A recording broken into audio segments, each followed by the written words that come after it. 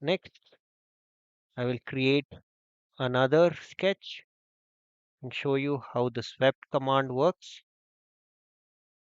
Go to the Home tab, click on the sketch. Now I'll select the top plane.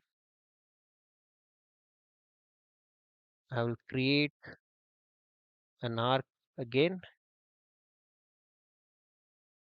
This time it will be from this point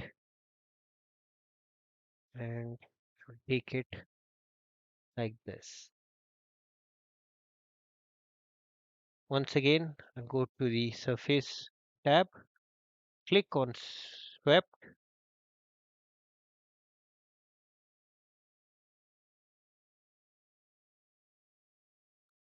Now that there is nothing selected here, I will select this curve, and for the guide, I'll select it as this. You can see our swept has used this as a guide and using the section which was created earlier. I'll give it as OK.